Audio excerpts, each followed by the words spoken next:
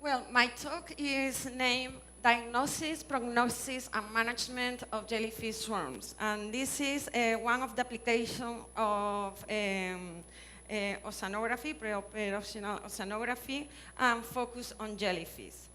The index of the talk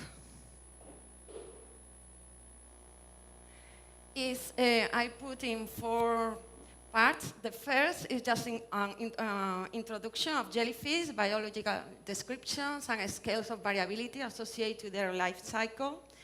Then I will continue with the jellyfish dynamics and focus in the climate change. Then I will show you some initiatives of management of coastal jellyfish swarms.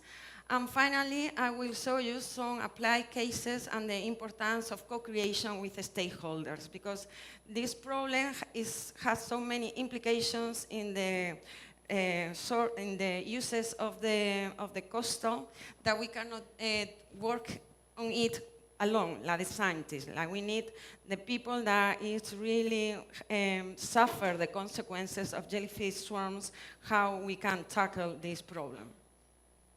So starting with the beginning, this is the link that you will have in the PowerPoint to see the video that we just stopped. But I want to show you where are the jellyfish here.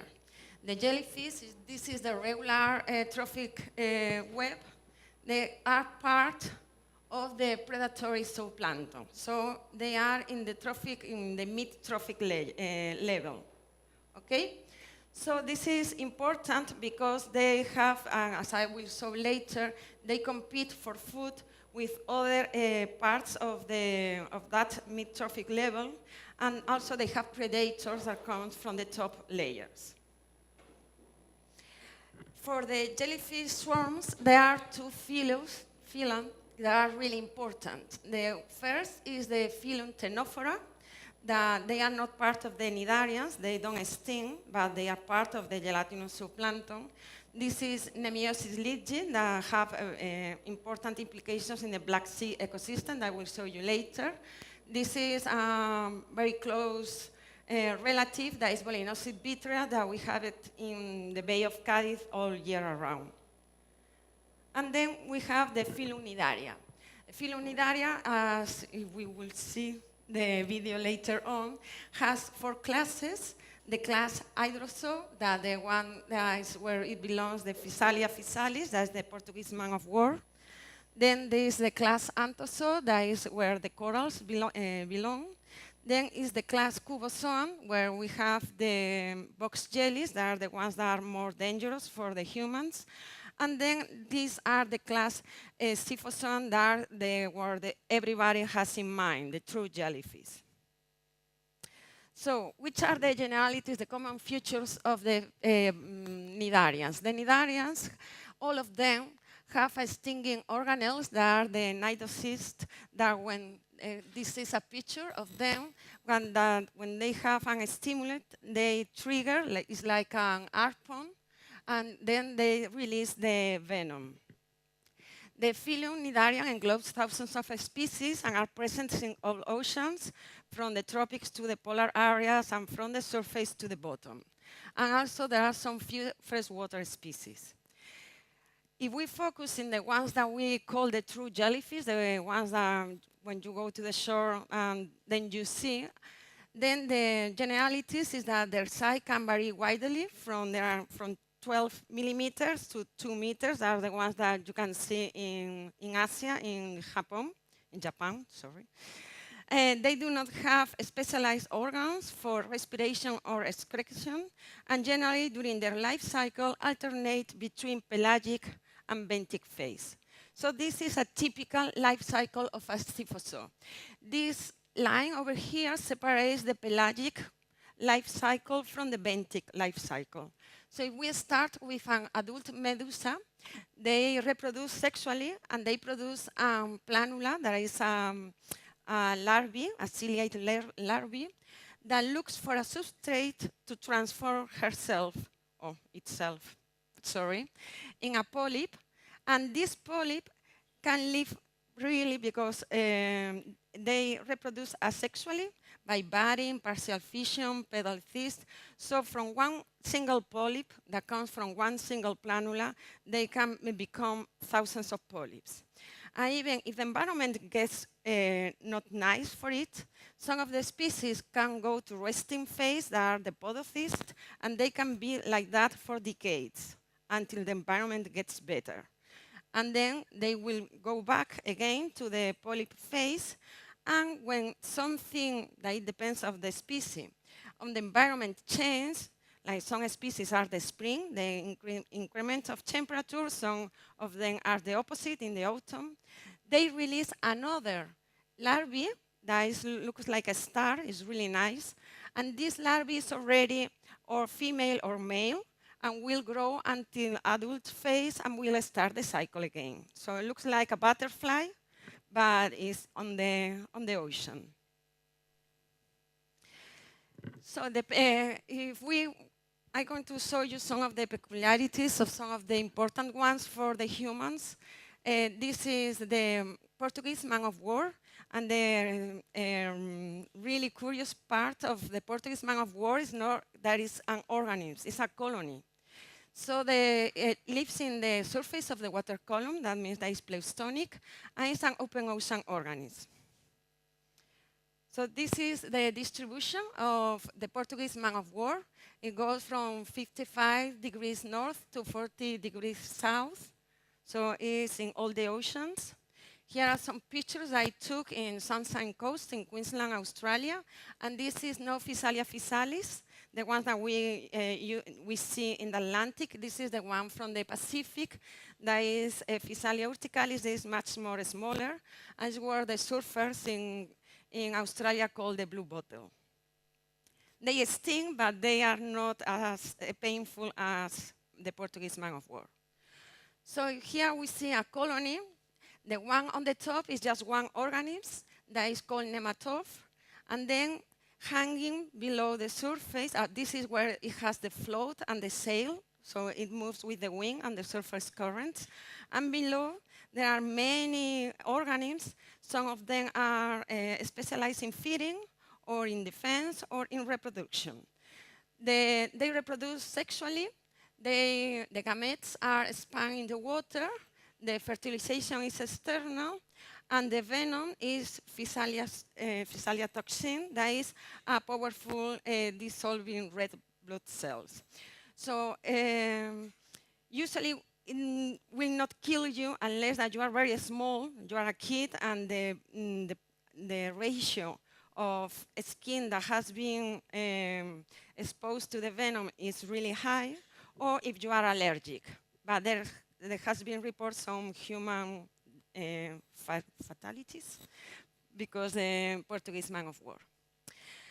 So imagine you have an organism that has part of the life cycle that is benthic and part of the life cycle that is pelagic. Sorry, because this I didn't have time to put it in English, and it's in Spanish, but I will explain.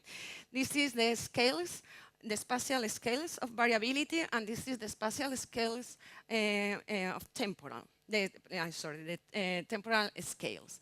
So the biology of the organisms is affected by different scales of both temporal and spatial, but also they live in an ecosystem that is also affected by the scales of variability that you already have seen in this course that I will not go through. But you need to know everything. The biology of the organisms to parameterize what really controls, and then how the ecosystem affects the biology, to put all this knowledge together in a model to predict what will happen in future scenarios, okay? So, what is happening because they live in a planet that is changing? I will not explain this, but you know that the Earth is warming, and there is no doubt about it, even that some politics, they still doubt it, but we as scientists, we know that it's true. But which are the effects in the pelagic ecosystem of global warming? Well, the increasing temperature will go really fast in this part. increase the stratification, the decrease in winter mixing, so it's a decrease in nutrient supply. And this has the effects in the first levels of the trophic layer, that is the phytoplankton. So there is a decrease in the biomass and a shift in the dominant phytoplankton group. Goes from diatoms to, that are big, to a small coccolithophores. This change in the first level has a consequence in the next level, that is the zooplankton. The zooplankton also decreases in the biomass, and there is a shift in dominant zooplankton group. And here is where appears the jellyfish, because they really adapt to different conditions where the other species that are in the same level, they will not survive, jellyfish will. And then has consequences in the fisheries resource. Also, there is the change in precipitation and evaporation, change in the short wave radiation, and here, even that is really curious, the ocean acidification also has their effects in the jellyfish, because as the fish, they have parts in their brains that are the otoliths, that you can cut an otolith and know which is the age of that fish. The jellyfish has another part that are the statoliths, that are also formed by carbonate calcic, and they make the equilibrium in jellyfish, and to know where is up and where is down. So if there is an acidification, they will have the effect in the jellyfish. When I mean the jellyfish, the Stephozoan, because of course they have the effect in the corals that are part of the cnidarians. So, then Richardson and collaborators published this paper in 2009, Entrenching Ecology and Evolution, explaining that if this was the trophic web in the Cambrian, because the jellyfish were the top predators in the Cambrian, and they have almost not changed at all since the Cambrian times. And this is the trophic web now, where you see, I will not explain, which is the typical trophic web. If we keep changing the environment and put the environment in a very bad conditions, maybe we will move from here back to that. So the top predators, the ones that will get adapt and will proliferate will be jellyfish more than the ones that we now consider as top predators. So because there were a lot of research, and then there was this paper in Bioscience by Condon and collaborators that are questioning the rise of gelatinous zooplankton in the world's ocean. What they did is to show where we have as a perception that the jellyfish were increasing. They compile all the database about jellyfish. There were some of them, like the ones in Villefranche, were 200 years old long. Then what they did is do an analysis of how many papers were about jellyfish since the 40s until now. Well, until now we are in 2017. So you see that now there are more people studying jellyfish in the scientific community. And this is the media. How many articles are in the media about jellyfish? Also, there is an increment. This increment, these last two, you have to consider now the internet. Now there are much more media reports, and it's much more easier to publish than before. That was just newspapers. But if you normalize how many papers are about jellyfish, scientific papers, or fish, or fisheries, then you see that the ratio has been maintained. That means there are more people studying jellyfish, but also are more people now studying fisheries. So it's not, in scientists, the increment of people studying jellyfish is not real. It's just we are more scientists. But if you normalize the media, how many times the media talks about fisheries and how many times the media talks about jellyfish, then you see that for the regular public, they have the perception that now are more jellyfish, but this is fake. is because jellyfish are more sexy to put in the newspapers or to put in the media. It's not because they are more jellyfish. This is just a picture of the last symposium of jellyfish blooms. That was last year to see how many scientists we are in the jellyfish world. So now, which are the initiatives and management of coastal jellyfish swarms? Well, this is from the paper of Richardson that I talked just before.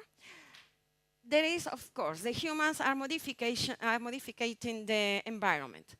We are putting more habitat for the polyps to attach because we put harbors or we construct in the shore and everything. So there are more hard substrates for them to proliferate. Then you have the problem with ballast water of the ships. You know the ballast water, everyone knows about it, that you get in one part of the world, you put water in tanks, and then you move to other part of the world, you have to release that water to put containers. So you can translocate a species that are in the water from one part to the other of the world, and then those species are introduced or are invasive species. I have many things here. Okay, then there is overfishing. The people that go fishing in open oceans, they are focused on fish, not on jellyfish. So you are taking away from the trophic, from the ecosystem, the competitors for the same food, but you are not taking out the jellyfish. I will say now that in China, they are fishing jellyfish because they eat them. But globally, I will say there are more people fishing fish than fishing jellyfish, okay? And then there is the contamination. When there occurs the contamination, there occurs eutrophication, and then they can become some parts of the water column that goes really low in oxygen concentration. When that happens, the fish cannot survive to low concentration of oxygen, but the jellyfish do. They need much less concentration of oxygen, and they will be still happy. And also for climate change, some tropical species can move to other parts of the world because they adapt to the increment of temperature. So, which are the consequences on goods and service? Well, they have negative effects on the tourism industry because you don't like to go to the beach and find swarms of jellyfish. Also, their competition and depredation in the food web impact on the fisheries and biodiversity. Also, increase club fishing nets, because if you are with these big vessels to try to fish anchovy, and then you think that the ones that you are going to fish, because you saw in the radar, no? That you think that is you are fishing anchovy. When you get the net upwards, then you find out that it's full of jellyfish, and you have to clean the nets and everything, and that's a lot of money for the fisheries. But also they have problems with the cooling plants, of energy cooling plants, of nuclear or other part of plants, because sometimes they block the intake of water. But also you have to consider that now are more people in the water. If you compare with 150 years ago, the people didn't like to go to the beach. Only very few, the really rich woman or rich man went to the shore to have some vacation, but now almost everyone, if you go to any beach in any part of the world in summer, is full of people. But Condon and collaborators published this paper in 2011 about also which are the consequences in the pelagic when there is a jellyfish swarm, a jellyfish bloom. If the arrows means how many carbon is transferred from one compartment to the other, and the size of the name means how many carbon is stored in that part. So they name the jelly carbon shunt because this is the regular, what is happening when there is few jellyfish. You see the jellyfish here are small letters, and the arrows in red are the ones that are affected by jellyfish, by the compartment of jellyfish. So This is what is happening when the jellyfish have a bloom. Many of the carbon is transferred to the jellyfish compartment that is growing in biomass, and very few is transferred to the ones that we fish as fisheries resource. And then this carbon that is here in the jellyfish, it moves between ciliates, bacteria, virus, and respiration. So it's taken away from the regular food web and what is called the jelly sand. Okay? And this is what happened with the ballast water in the Black Sea. That was in the 80s, the Nemeiopsis entered in the Black Sea because this ballast water, and then they start to increase in biomass. And this has consequence in all the ecosystem. When they increase, the non-gelatinous zooplankton decrease, what means have the consequence in the chlorophyll. The chlorophyll increments a lot inside the Black Sea. And then the turbidity in the Black Sea starts to get lower. But the most impressive thing is that the anchovy landings of the Turkish fleet really have suffered because nemeiosis, because it's really active, predatory. They don't stop eating. And they predate on the larvae of anchovy and on the eggs. Here, this increment in the anchovies occur because what they did is or what it happened is that natural predator of nemeiosis, that is another ctenophore, that is Veroeobata, enter in the Black Sea and then start to eat nemeiopsis. They are both now in the Black Sea, they are still there, but they are more in equilibrium. So the anchovy recover. So, of course, we have the jellyfish issue, so where the community has done. Well, the ones that did the video that I will show you later is the people from the Monterey Aquarium and a global scale. Here you will have it in the chapter, but also in the PowerPoint, all the links on internet to see all these web pages. This is a global scale, and anyone can see if can put their sighting of a jellyfish. Doesn't matter if you are in Australia, in America, or in Europe. You can put that I have seen this jellyfish in this beach that day and upload a picture. And this is a really nice, it's the one that I like the most. That is the Jelly Watch. Then in the Mediterranean basin, in the European project Perseus, they did something very similar, but just in the Mediterranean. That was the jellyfish spotting. All of this is really where we call citizen science. It means that the regular people can help the scientists to get data about something. You can do citizen science in jellyfish or in plastic debris or whatever. So this is in the Mediterranean basin scale. In another Mediterranean basin is the one from the Mediterranean Science Commission, the CIEMS. But the philosophy is different. They have focal points on different parts of the Mediterranean. They are the ones who compile the data and send it to the commission. So it's not the regular people, it's the focal points, the ones that send the data to the database. At national level, they have Mitio Medusa, that is from the group of Nando Boero, and this is an application on tablets, on iPhones, and smartphones, and then they compile the data from the people. It's just an application you see, and then you can upload your sighting. At national level, there are the sea observers, that one of their targets are jellyfish, and is the same. You can go to the web page and put your, I think my head is too, okay. Then another national level is Malta. They have the spot jellyfish. If there are some scientists that are very interested in one species that is very dangerous, that is one cubosome, that is Alatina alata. So they have their own web page that the people can tell them that they are from the Smithsonian National Museum of Natural History if they have seen this jellyfish. And then in 2010, several people got together to create the Jellyfish Database Initiative, JEDI.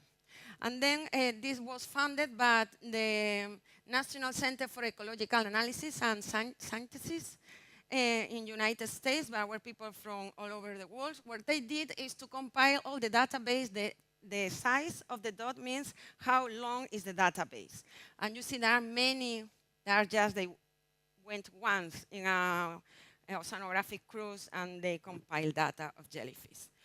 But with this data, they published this article in 2013 to answer the question, are really jellyfish abundance increasing globally? And the answer is no, because the gray dots means that they have been, they didn't increment or decrease. The red ones are that they have increased, and the blue ones that they have decreased. So if you see in the whole planet, the red ones are not the most. I will see that or they have not increment, or they have been even go low. The thing is that you can think about it that the jellyfish are one of the oldest animals on Earth, and they have no change almost since the Cambrian time. So they don't care what is the environment happening. They really can survive. Then at local level, if they sting you, they can kill you. Like here in Hawaii, before they put it in this way, because they are related with the moon phase, when the cubozoans go close to the shore to reproduce. So they know already, just for statistics, that if this is a full moon, you go X days after the full moon, the probability that will be stung by a cubozoan increase. Now, how is like this, because they already know when are the full moon. So every year they post which days in each month when you should not go into the water, and mostly during the night, because they go to the shore during the night. The same happens in Australia, but in Australia they have a problem that it depends in which part of Australia they are all the year around, so you cannot go into the water unless that you are totally covered. And in Queensland is that you cannot go in June and July. But it's just information for the public. At national level, in places where there are a lot of tourists, and there are also scientists working on jellyfish, they at least make this is from yesterday. They inform the people where have been seen the jellyfish and with how many days ago. So the people, at least, when they want to go to the beach, they know in that part of France to which place go or to which not. And the same happened in Spain with the Red Cross. There are the shores where there is a Red Cross station. They inform the people during the summer season if there is jellyfish that day on the beach. So you can decide if you go to this beach or go 5 kilometers away.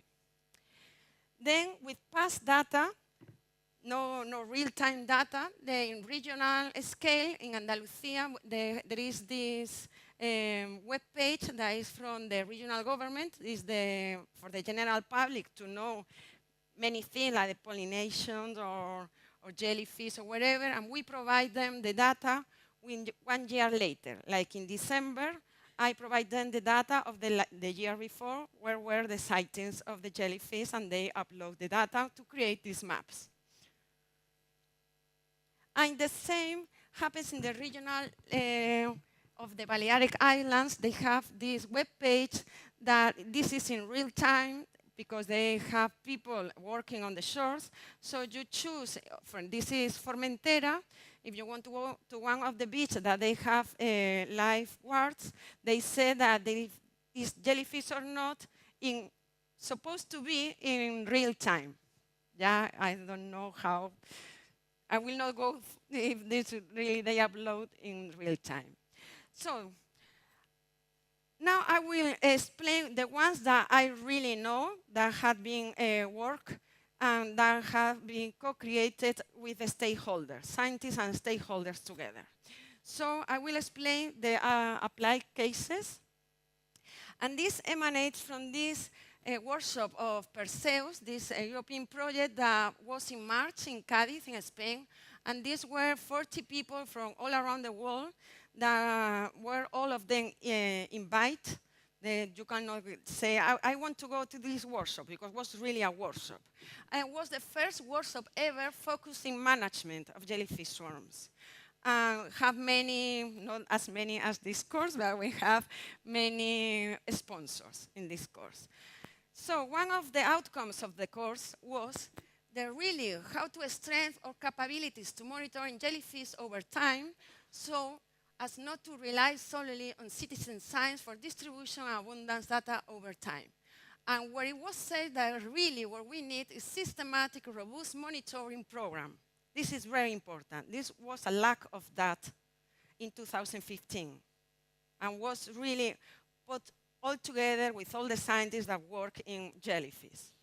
And also another question, I will not say all of them, all the outcomes, but I was really, if we compare what you have been listening all these days, how can we make use of the recent technology advanced for research and monitoring of jellyfish blooms?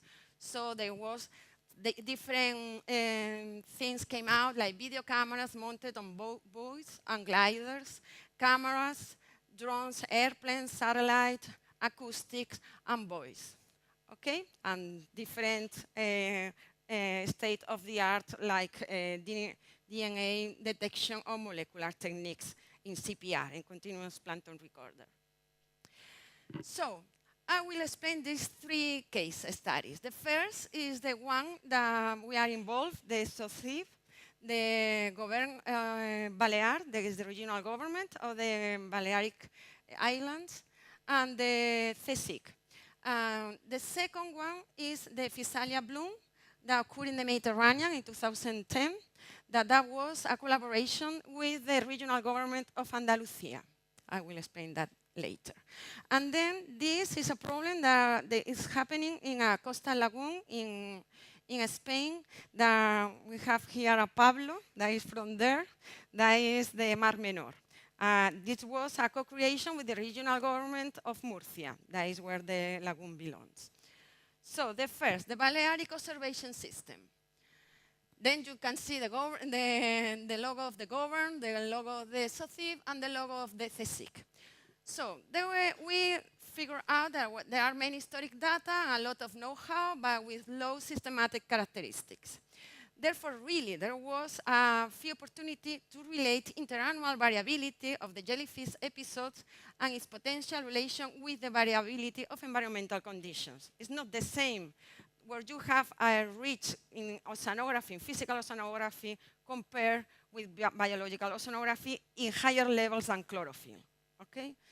So where a new tool was developed to compile systematically and periodically jellyfish occurrence. This is one of the sightings that they put here in the Balearic Island when there is a jellyfish bloom.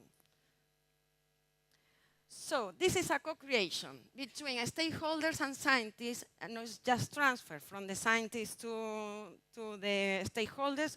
We sit together with them and we put together where they can reach and where we can provide and how we need the data. So the goal was establishment protocols and a tool to obtain systematic, periodic, and routine monitoring. So which is the observation points? First, we have a part that is the marine protected areas, are the ones in blue, in the 4 islands. And they provide us daily with if they have seen a jellyfish or not all year around. Then, during the summer season, that here is very big, because there are a lot of tourists, goes from almost May until October, and they clean the waters 1 mile from the shore with these boats, and these people, they have 33 routes, and each route there are 2 observation points for jellyfish, so we have 66 points 1 mile from the shore before they reach the beach, how many jellyfish have they observed. And it's really important even if they have not seen any jellyfish, because for us, for the scientists, it's as good 0 as 100, because to create the model to operational oceanography, we need all the data, even the zeros. And then we have the lifeguards at the beach. There are 120 beach, and they not only provide how many people have been stung by a jellyfish, but also they have to go to the water twice a day and see if there is jellyfish and do with our protocols to estimate which is the abundance of the jellyfish. And all this data daily is downloaded in this system that is, we call it groomers, that is the jellyfish name in Mallorquin. So we have all these observation points. There are 9 observation points from the marine protected area, 66 for the boat cleaning service, and 120 from the emergency, from the people on the beach. And so until now, we started in 2014, we already have more than 85,000 data. It's the most solid database of jellyfish, because you can see that here in the Balearic, you have shores focused on the north, south, east, and west, and under different currents. It's not the same the ones from Mallorca that the ones from Ibiza. The currents are different. I assume that you have seen this during the course. So one of the things that this system can do is we can create heat maps. Where are the places in the islands where there are more jellyfish, positive jellyfish? We can do that filtering from periods of time or even from species. But also, we do campaigns, oceanographic cruise, and we use ropes, we use buoys. We provide to all the marinas these posters in 6 languages that everyone for citizen science can tell us if they have been watching jellyfish or not. And this is some of the results. This last year is not still in the graphics, sorry. But at least you can see from the 3 last periods that if these in blue are all the species of jellyfish sightings. And in red is Pelagia noctiluca. That is this one over here. This Pelagia noctiluca is the most common in the Mediterranean, and is the one that you can see, at least in the Balearic, that is the most common and most abundant. Pelagia noctiluca, the name Pelagia means water column. This species has evolved and doesn't have benthic face. From the adult medusa, instead of go to a planula that looks for a substrate, as she lives in the open ocean of the Mediterranean, she already creates a larvae that is pelagic, that is called ephirula. It's not planula ni ephira, it's ephirula. So it's always in the open waters. And it's noctiluca because it glows during the night. So it's a really nice jellyfish, unless it stings you, of course. There is no that nights. So the second applied case is the Physalia bloom of 2010. This is fishermen that were hired by the regional government of Andalusia to fish Physalia inside the Alboran Sea. What happened is that only in 3 weeks in February, arrived to the shore in Andalusia is this part. They have part in the Atlantic, the Strait of Gibraltar, and then all the north coast of the Alboran Sea. In only 3 weeks, arrived to the Andalusian shore 100,000 colonies of Physalia physalis. So the regional government have to put the technicians to go to the shore to collect all the stranding of Physalia physalis. Was good because it was in February, nobody was on the beach, so nobody was stung. And they provide us with all the data of abundance and size. The float size, that means how old is the colony. So they ask please, can you explain what is happening? Why 100,000 colonies arrived to Andalusia? So but this had another implication. If this occurred in 3 weeks, in February 2010, in August 2010 in Sardinia is the first fatality for jellyfish sting ever in the Mediterranean basin. There was a woman that was swimming in the Sardinia and was stung by a Physalia physalis, and she died. So there was really a lot of, this is the sun, a lot of media saying that now the killer jellyfish strikes in Italy, now in the Mediterranean you cannot go to the beach anymore because then you can die as you can die in Australia or in Hawaii. So we really wanted to know scientifically what happened that year compared with all the rest of the years, why that those colonies arrived to the shore and entered in the Mediterranean.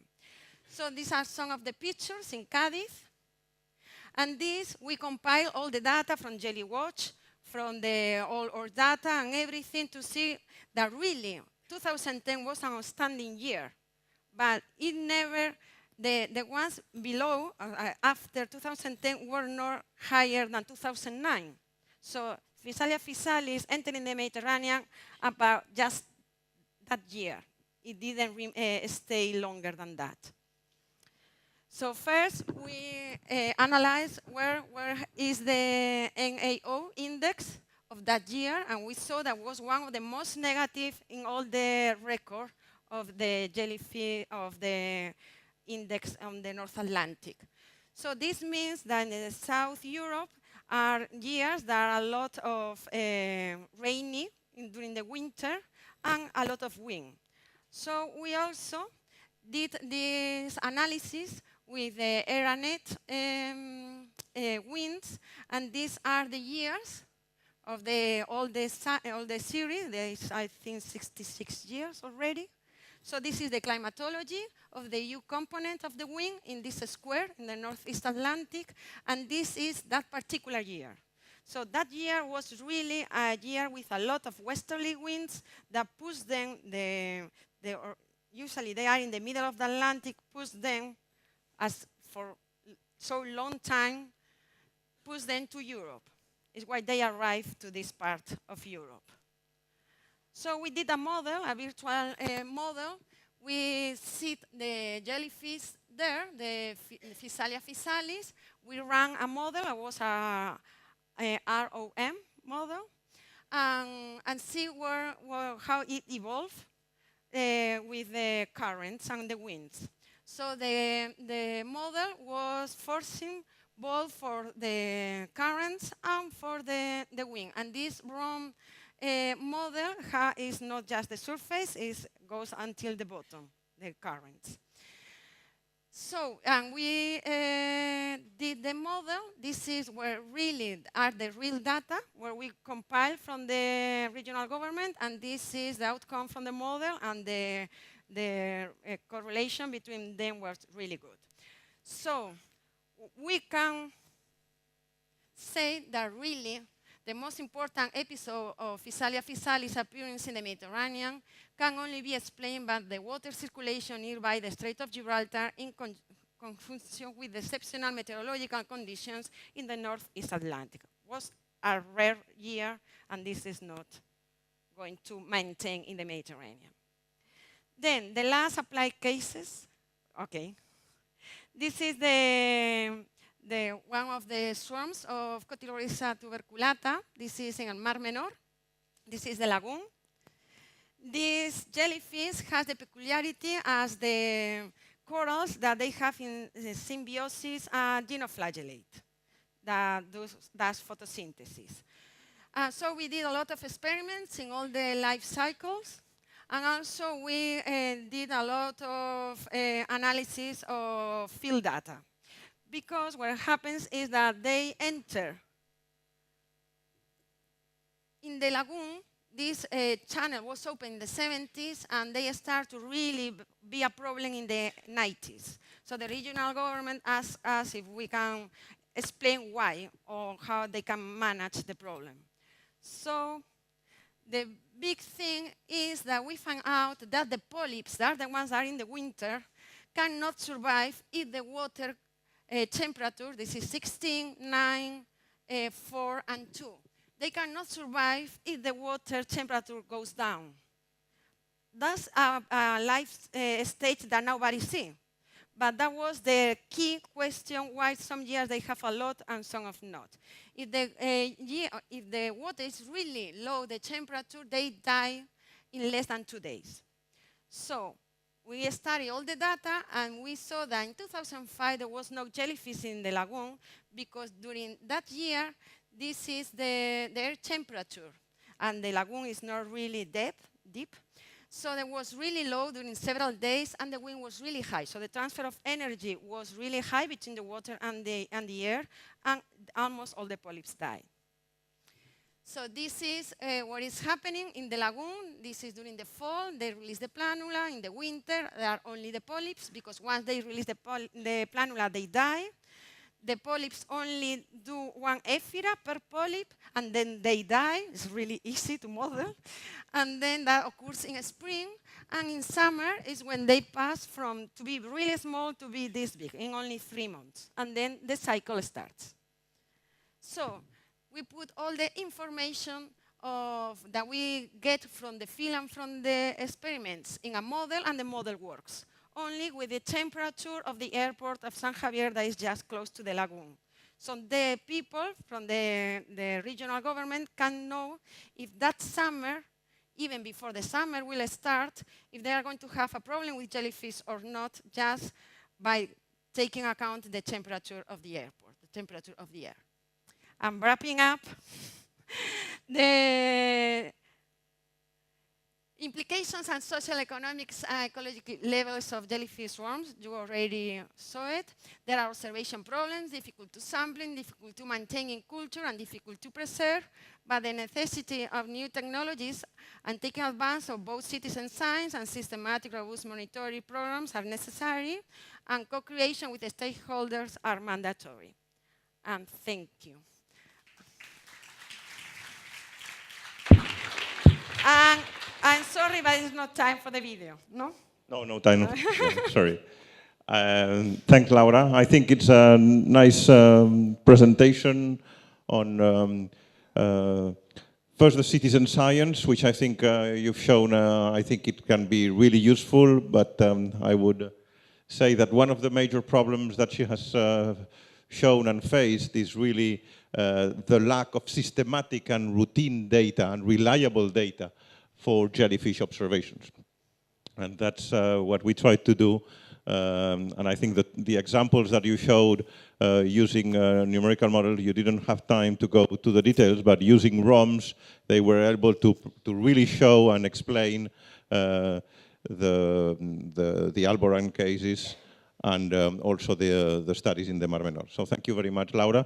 We have time for one quick question, and Laura will be, of course, available later. Any question? Any pressing question? Okay. You are questioning because I said your name? Yeah, so I'm quite interested in the coastal lagoon. As you said, I was born and grew up there, and we have many problems. Well, problems, as I mean, society think that they're a problem, but usually they are quite good, because in that coastal lagoon we have been putting during, I mean, nutrients. Yeah, nutrients, many nutrients during many years, and they act like a buffer for this kind of contamination. Yes, because they have the symbiosis, so they clean the lagoon by taking up the nutrients. It's good, because this year there was not a jellyfish bloom, and they have problems of turbidity, because there were a lot of nutrients and was nobody, the jellyfish. Also, Cotyloryza, it doesn't sting. Okay. They have the nidocyst, they sting to small fishes, but not to humans, or skin is too hard for them. So it's nice, it's a nice jellyfish, and also it's beautiful, and also it's cleaning the lagoon, so. Yeah, so my question is, I mean, we already know, as you have shown, that if the temperature is lower than 9 degrees during the winter, they will die eventually in less than 2 days. But, I mean, if they survive, is there any chance to modeling its survival or not during the whole year, taking into account the nutrients? No, The model, where we done in laboratory, we start from zero. We thought, okay, we have to do experiments with nutrients, with no nutrients, with light, with no light, with everything. We did experiments, that's the +1 of 2010. The table of experiments is outstanding. We tackle all the things that could force the jellyfish in the different stages of the life cycle, and the only thing was temperature. Not salinity, not nutrients, not light. They can really tackle with everything, but no with the low temperature. In winter for the polyps, and the early spring will mean that if the polyps have survived the winter, then you have a big swarm that summer. It's both things in the model that works. Okay, but if if they survive, let's say that they survive, is there any chance to know if they are going to be less or more, just taking into account the nutrients? The thing is that after all the parameters that we took from the laboratory and from the field, the model works perfectly only with the temperature. So if you can always make a model more complicated, but if the model already works, why you should complicate it more? Okay, thanks very much, Laura. Thanks for an interesting talk and application.